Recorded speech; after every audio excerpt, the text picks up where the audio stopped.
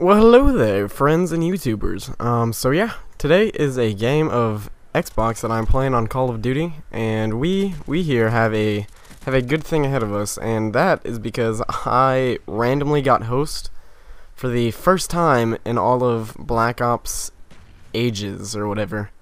But basically I've had a moderate NAT for the entire time I've had Call of Duty Black Ops, and I haven't had the patience to figure out how to switch it to open, but randomly today or yesterday, I guess, my NAT just said, hey, I'm gonna be open now, and I was like, oh, okay, alright, it is okay with me. And the first game that I got put into was this game, and it actually made me host because the host migrated right at the beginning, and it's like, hey, MLC Stealth, you're gonna be host. I was like, well, I've never done it before though, and it's like, that's fine, we're gonna walk you through it. And I got a nice little 72-2 game for my first game of host. And this is basically showing the powers of being host, and they are great, and I hope I get host more often, because it's so easy to get good games with being host, because everything happens on the dot. Basically, if you don't know the powers of being host, the things that happen are you don't get shot through walls, or bullets don't curve around walls, like when you're like, oh, I was behind that wall, how'd that happen?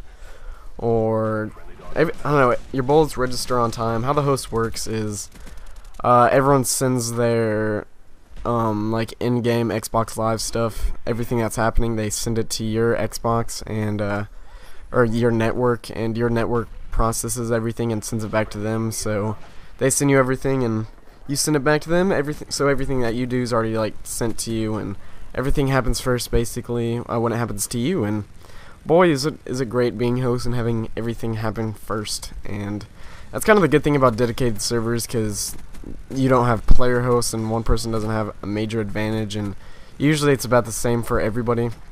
But we're not going to really talk about host this game. We're basically just going to talk about how easy this game is when you're host. I was using the Blackbird, Chopper Gunner, Attack Dogs, and to get those big games, like I haven't got like 100 score games like a lot of people have, but that's because I really don't play Domination alone by myself enough to get those games. I bet if I had the patience to, I normally just rage quit and say, screw this, I'm not playing alone, because bad teammates are bad. But normally, to get high scoring games, you use the Blackbird after you get, like, you don't use the Blackbird to get the Chopper Gun and Attack Dogs. You just get the Chopper Gun and Attack Dogs without the help of a Blackbird, and after doing so, you die and use the kill streaks, and then you have a Blackbird to work yourself up to the next set of kill streaks. And that's basically how it's done. And I'm using Flak Jacket, that's why I survived that. And let's talk about the FAMAS. Oh, I just died. I do not use that gun. I do not buy it, nor do I buy Ghost. Nor do I buy the AK-74U, because, oh, and my Xbox decided that I wanted to lag right here, so I apologize for that. I don't buy those cheap guns just for the simple fact that I want to sleep at night, and I feel like a bad sinner when I... Oh, and this was a nice part where I just, like, picked up a stakeout and killed 2 guys and then picked up another gun. That was good fun. But I don't buy those cheap guns anymore. I used to. If I'm playing like MLG tryhards, then maybe I'll buy a FAMAS. But whenever I find a FAMAS on the ground, I try to make the best out of it. I'm like, oh my gosh, this gun is easy and good, and I'm just amazing with it. And that's still how I have like the most kills with a FAMAS and a buttload of kills with the AK-74U, because I find them on the ground so much. Even though I don't buy it, I still get so many kills with it when I find it on the ground, because I just use this the entire time.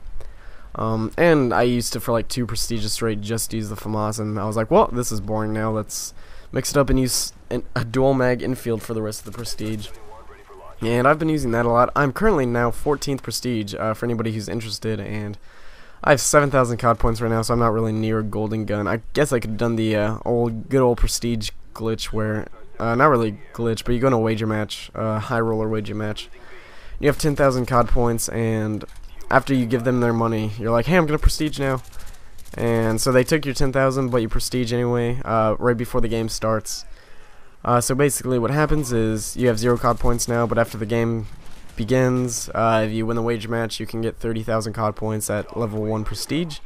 So that is a good deal. You can't lose anything from it, because even if you do lose, you'd still have 0 COD points when you prestige anyway. But I was like in a party with a game, and I was just like, screw it, I'm just gonna prestige right now, because I don't have the patience to exit, go into a wager match, and then rejoin and all that shenanigans. But I also love how your chopper gunner actually does work when you have host, because if anybody's used a chopper gunner and a 2-bar, you can swear that you're hitting the guy. It's like, I'm aiming right at you and getting 0 hit markers, and then you go watch in theater mode and it says you're like 40 feet away from him when you're shooting, and it's like, I'm pretty sure that's not what was happening at all. And I don't know, that happens a lot. But when you're a host, your chopper gunner, man, it gets you like 40 kills each, and it is good times. That's kind of why I got this game, just because my kill streaks worked and my bullets worked and my body worked. Everything was going right. Everything goes right when you're host too, so that's why I love me some host. And for those who don't know, season finale, season finale, or no, it's not the season, is it? I don't know, probably not.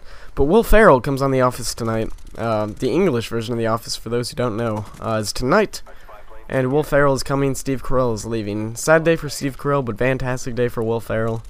This is going to be a great episode. I love The Office so much, and for those who do not, please tune into NBC and watch you some Will Ferrell goodness on The Office. It's going to be amazing. Anyways, that's going to be the end of the game, guys. 72-2. If you like the game, please give the video a like rating, and I'll see you people later. I love you. Peace.